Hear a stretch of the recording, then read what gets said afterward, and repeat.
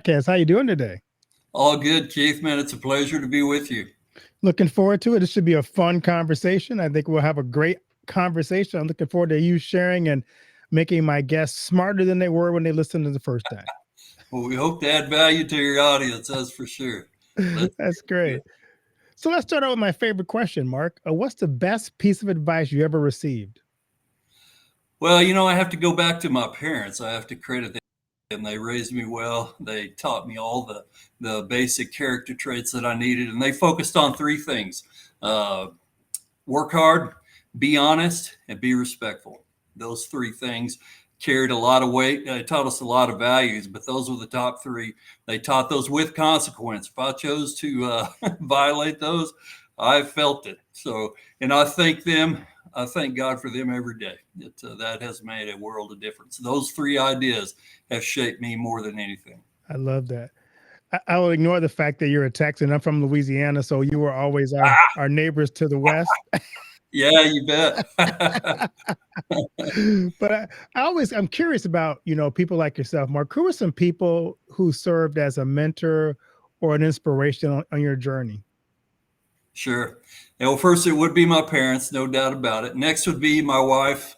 She's my rock and my partner, and we do everything together. We've been married almost 40 years now. We'll celebrate our 40th anniversary next go, and those folks have meant the most to me. Career advice: I want to give a nod to my major advisor at Oklahoma State University. He sent me down a particular path, and it paid huge dividends. He guided me on how to structure my research, and it was very, very helpful. I give credit to him. I love that. How did a guy from Texas end up going to Oklahoma State for his PhD? Yeah, that's a great question. Well, I am homegrown. I grew up in the Texas Panhandle, farm and ranch background, very traditional American. I got my bachelor's degree at West Texas State University in Canyon, Texas. Then came time. Listen, I decided we were almost 5 years into marriage, 4.5 years. Decided to change our livelihoods, so we started looking around. Looked at all kinds of options. I got in touch with my major advisor at WT, and we started looking at the land grant schools. I was looking at agricultural economics. So the land grant schools are your best feature for those. So it came down to Oklahoma State, Cornell University, or Texas A&M, and went with Oklahoma State. It was not that far from home. We had 2 kids at the time, 2 grandkids with the family around. So that was about a 7-hour drive. We could manage that. So off to Stillwater we went, and it was a tremendous experience. Had such a good time. That's amazing. So tell us about what inspired you to write a working man's guide, and who did you write it for? Sure. Well, those two things came together, the audience and the inspiration. And it was absolutely shaped by our experience, my wife and I, through life. It came from the combination of that start in life, old school American. I mean, very traditional farm and ranch values. Incentives are very simple there. If you don't work, you don't eat. It's very clear. There's no ambiguity about what you're trying to work for. It's your own survival, your own livelihood. So we grew up in that, made our living there for several years. And then when we made a change, went to graduate school. I earned a doctorate in agricultural economics. And then we joined industry, the banking and finance industry. So I dropped the ag piece and kept the economics piece. Built out about a 30-year career in that space. And I'll tell you what shaped me deeply was I realized early on, I got into the management area. I started with an entry-level job doing decision science at American Express in Phoenix, Arizona. That was straight out of grad school. I was working with teams, and I started managing teams, and I worked my way through middle and upper management. And it became clear if I was going to get anything done within a team environment, I had to reach back to the old-fashioned values. I had to reach back to the things of yesteryear, the old time-honored principles, and I had to apply that in a modern setting. So what became clear in the corporate world is that, I grew up with straightforward incentives. You don't work, you don't eat. Well, it's anything but that in today's workplace. There's nothing clear. everything is ambiguous. There's all kinds of incentives and motivations, and many of them at cross purposes with each other. So forming a team was a major challenge, but it was clear that's what I had to do. So I fell back on those time-honored principles that I knew to be true, and I figured out ways to apply those in this modern world. And that's the book. That is the basis for the book. That's the entire idea behind it. And so I write it for the working class, and I write it in voice to the man, but actually the target audience, the true beneficiary, is the lady. That's who will benefit the most. It's time for men to step up. We need to step up and do our jobs. And if we do that, who benefits the most?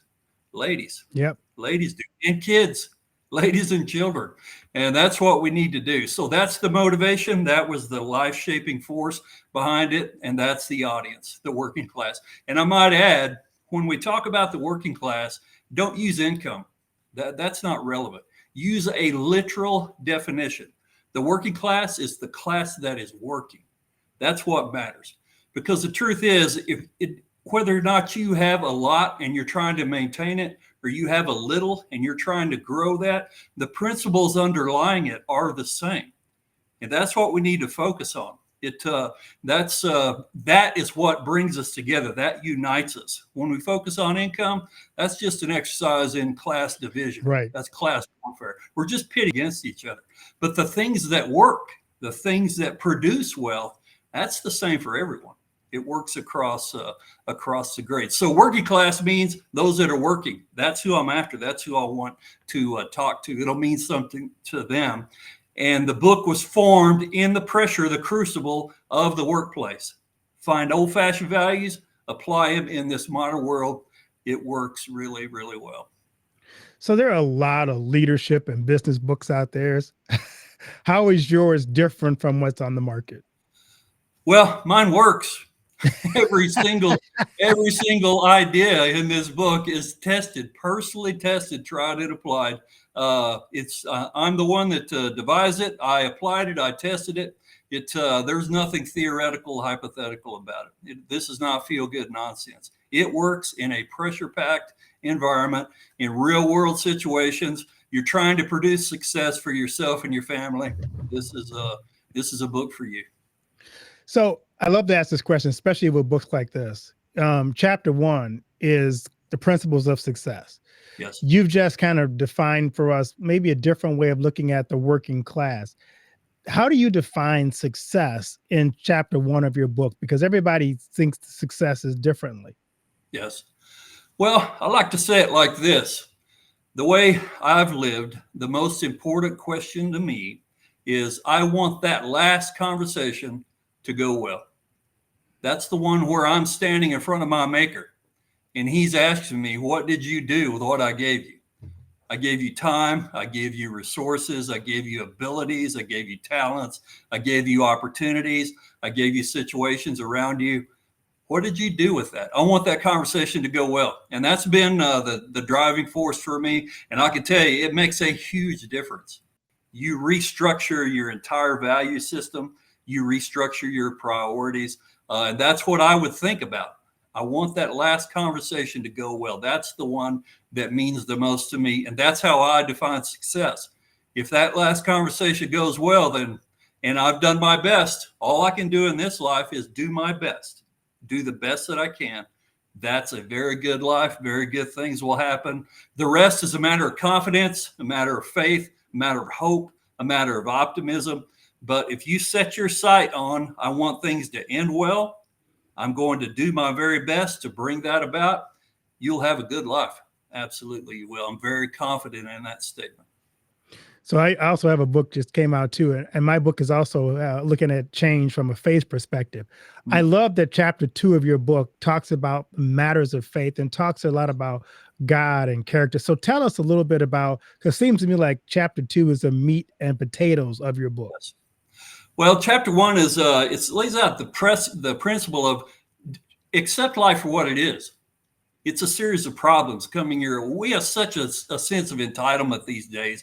It's like if a problem comes my way, it's somebody else's fault. I should not be hassled this way. It's an inconvenience. I'm above this. That is beneath me. Well, that's nonsense. You're a child. If you think that way, you are not an adult. You are of child status, and life is going to bury you. If you try to take that mentality into life, you're going to get run over, chewed up, and spit out. So accept life for what it is. It's a series of problems. Well, the very first thing you face is you need a bedrock. You need a North Star. You need a guidepost. What is that? You need to think very carefully about that and decide what it is. Some would say it's me. I'm my own guidepost. Well, I respect that, but I found that quite inadequate. I found that's not up to the task because I'm flawed. Nobody knows my flaws better than I do. I know them quite well. That just won't get the job done. There's got to be something bigger than that, something bigger than yourself. So what is it? Everyone needs to face that. Well, I put that in the context of faith. My North Star is the God of the Hebrews, the Almighty, in the scriptures. I choose that. I found that to be very reliable, very sound. You can build your life on that. It's truth that is eternal. You want to look at things that were true before you got here, and that will be true after you're gone. Those are the things that are eternal. You can build your life on those things. You're going to have to choose one, though. Nobody is free from that. You have to choose a North Star. Here's the truth about the business world and economics. There's only one value inherent to business economics, and that's gain. I'm in it for gain. Well, you need more than that if you want anything remotely resembling a civilized outcome. The players bring those. You bring those values to the game. You bring them to the exercise. That's where your North Star comes in. What is it?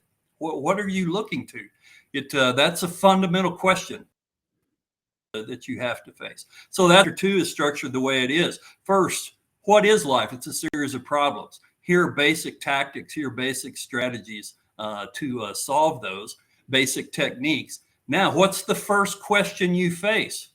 It's the question that every single human faces. Does God exist? Where'd this universe come from? Look at the human heart, the human conscience, the human soul. Is that an accident? I dare say it is not an accident. It is by design. Therefore, there is a designer. Look at this universe. You want to call that an accident? I mean, I'll say to my atheist friends, there is a chance that it just happened to pop up. But man, if it's an accident, it is one heck of an accident. I mean, seriously, look at all the complexity, and that's what science is bringing us. Just loads and loads and volumes and layers of complexity everywhere you turn. This is a very complex, wondrous universe that we live in. Do you think that's an accident? I say no way. There's no way it's an accident. Then look at the human heart. If you can get over that, the physical nature of this universe, now look at the human soul. Is that an accident? Impossible. Impossible. How would we know about love? How would we know about faith, hope, nobility? If we were shaped by nothing but blind, random forces bent only upon survival, this vast area of goodness that we access, called the intangibles, it would not exist. There would be no place for it. We would have no inkling of anything around nobility and honor and courage and altruism. There would be no place for it. Only savagery and brutality to survive. That's it. Nothing else would be in place. So those two testimonies, those two pillars of witness, the universe itself, the wondrous creation, and the human soul, the human conscious, that says to me, everyone faces that choice. That says design. Therefore, there is a designer. You start with that. So that's chapter 2. We go with that. And that becomes your bedrock. That becomes your foundation. That is your North Star. Then you build from there. So you have two models in chapter 2. I want to kind of you just touch on a little bit. Sure. The sovereignty model and the stewardship model, because one of the roles that I have in my current position is teaching stewardship. So I'm always curious to learn what people say about that. But tell us about the sovereignty model first, and then the stewardship model. Yes, sir. Great question. This is one of those dividing line issues. The first one is, do you accept the fact that life is a series of problems? That's a dividing line issue. That separates wheat from chaff, men from boys, right there. This mindset separates people into categories as well. Being mature versus being very childish and self-centered. In the sovereignty model, and it's very popular, by the way, it's the one we prefer. It's, as I say in the book, if you could pick a poem that describes the Western mentality, it would be Invictus by Henley. It's just that one phrase, I am the captain of my soul. We truly want to believe that, but just do a little exercise. I mean, take a piece of paper and a pen, write down the things that you actually control. I mean, 100% that you can guarantee. And that's a short list. When you don't understand the fact that I can't guarantee my next breath. You and I may not actually end this podcast. We can't guarantee that. I don't know that I'll make the supper table tonight or get up in the morning. I don't know that. I can't control that. I can't guarantee that. Well, I don't control much. But what I do control is right in this moment, what I say and what I do. My words and my actions, I control that. And if I understand the stewardship model, that's enough. That's all I need. I am given that sovereignty, the sovereignty of a steward. I control what I say and what I do right now. Well, in the sovereignty model, I think I control all kinds of things. I control all these things around me. I can control what other people say and do. I can control events. I can control outcomes. No, you're just kidding yourself. You don't control any of that. If you put that aside, there's an arrogance that comes to that. How you make decisions. And here's the key thing, Keith, when you understand the stewardship model, which means I don't control much, I just control me right now. Well, now I'm going to be a steward. I'm going to take care of resources. And there's a difference in decision making, and it's this. If you're in the sovereignty mindset, you start with preference. I decide what my preference is, and I'm going to drive that through all the way to the end. If you go with the stewardship mindset, I start with facts. What are the facts? I gather the facts. I have a reverence for those facts. I honor the facts. I sort through those. I go with facts first, principles second, preference is last. Preference always comes to bear, but it's after I've gathered the facts, after I've sorted through the relevant principles, and then I come down to a decision in the end, and I'll apply my preference at that point, but only after I respectfully honor the facts and the principles at play. Well, in that sovereignty mindset, I arrange facts to suit myself. I pick the ones I like, set aside the ones I don't. I'll choose a principle if it's handy. If not, I'll just do what I want anyway. You're starting with preference, and you're driving through to the end based on preference. That's the sovereignty mindset. If you do that, you're a fool. You're going to fail. You're going to abuse the people around you. You're not going to honor the facts and ends. See, facts unite us. They bring us together. Facts are true for all of us.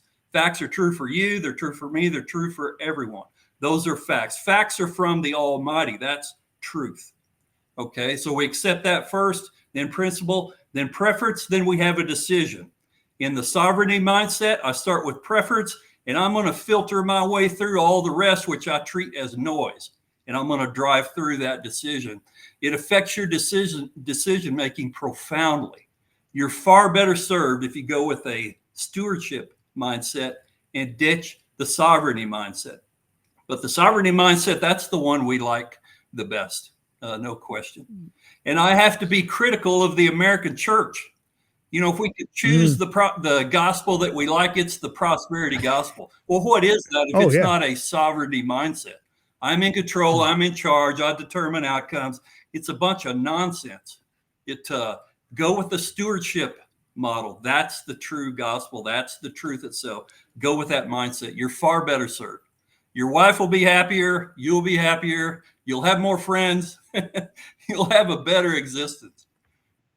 I love that. So you jump from that, and I love how those two models lead into chapter 3, yes, which is about, now you've talked about, you know, what's going to define you and your faith, but now you talk about relationships in chapters 3 and 4. Yes. And so kind of dig into kind of what you're aiming for as you guide the men's guide to values and success in Sure. life with chapters 3 and Yeah, 4. sure. Well, the theme of the book was start with the most important idea, which is solving problems. You have to be skilled at that, or life is just going to bury you. That's the initial dividing line there. Do you accept life for what it is? Here are basic skills to approach that. Now, just apply that idea, those techniques to all the major areas that you'll face in life. Every single big area that a working family will face, I address it chapter by chapter. So chapter 2 is about faith, matters of divine, God's existence. Tackle that. Chapter 3, marriage.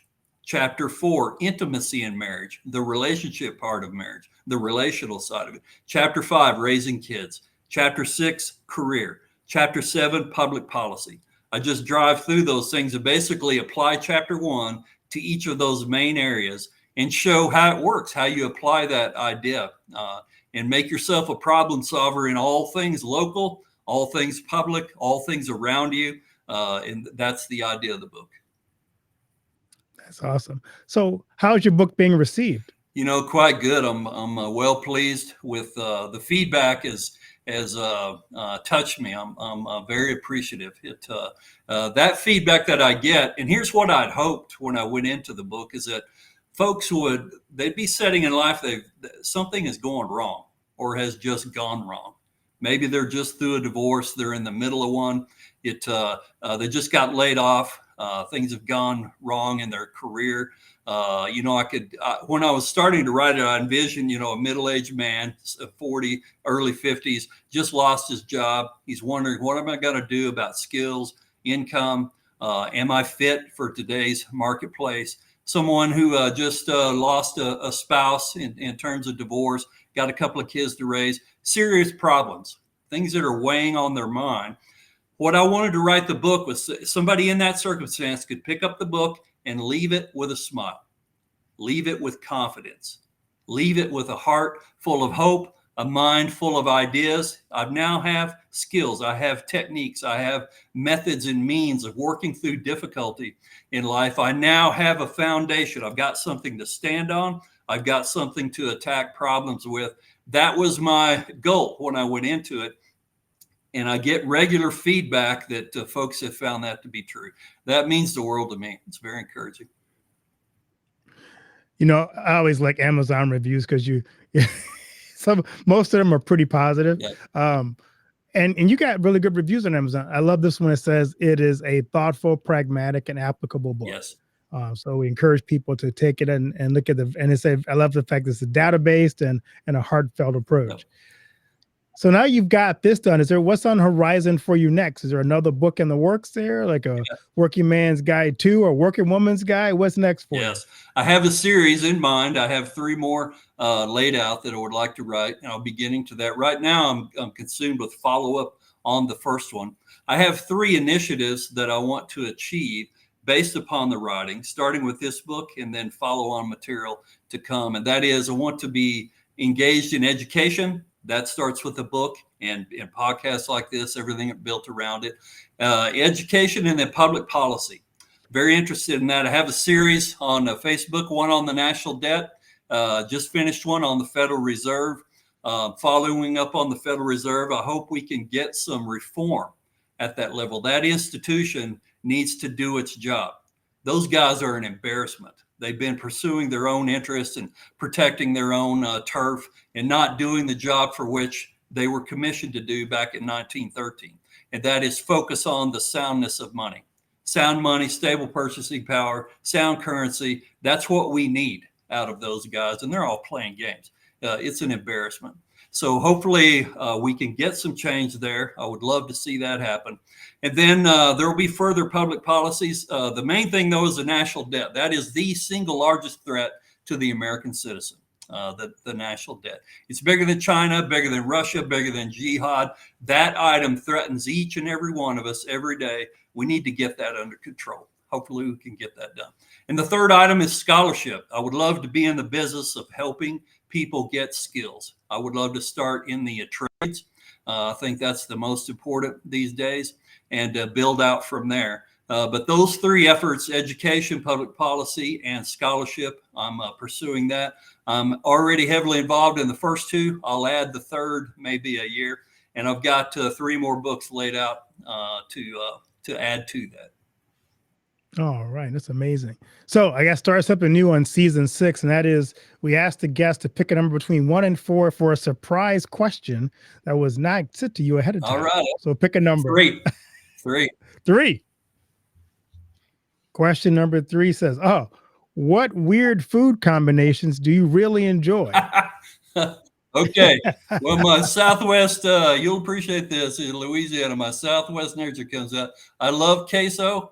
I put it on most everything. Queso con carne is my favorite, and it's hard to name a food that I won't put that on. Probably pancakes, wouldn't do that. Waffles, probably not. About everything else is a fair game. And most any northerner would consider that to be ridiculous. But coming from Texas, I do like it. That is great. So I'm curious, Mark, as you think about the impact you're having and the work that you're doing, what do you want your legacy to be? That's a great question. In fact, the book is the idea of legacy streams through it start to finish. And we are leaving one, whether we like it or not. And legacy is just simply, it's what you leave behind. It's what follows you. And I want to be known first and foremost as an honest man. I told the truth. I represented things the way I saw them, what I understood to be true. And that is the most important thing to me. I was known as an honest man. So I hope that comes out in that last conversation when I stand before my maker. I hope he can say, I want to hear, well done, thou good and faithful servant. That's what I'm striving for. And I'll know I was honest. I'll know I was a good steward. I know I handled things well that he gave me. That's I strive for that. That's amazing. So as we wrap up this great conversation, what key takeaways do you want to leave with the audience today?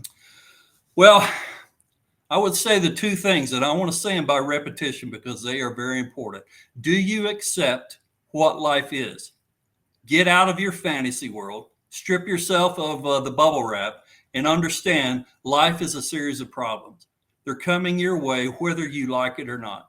You do get to choose how you respond. So get skills.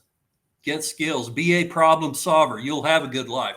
If you're not a problem solver, if you're a whiner, a complainer, you're looking to blame somebody else, life is going to roll right over you. So make that choice carefully. And next, you must have a foundation. What is it? Think carefully about that. What is your North Star? What is your guidepost? What foundation do you stand on? If it's yourself, well, good luck. That's all I can say. Good luck. It's not going to be enough. Hopefully you'll learn that along the way, but choose carefully what your foundation is, what you stand on. Those are the two things I would say that are most important. Awesome.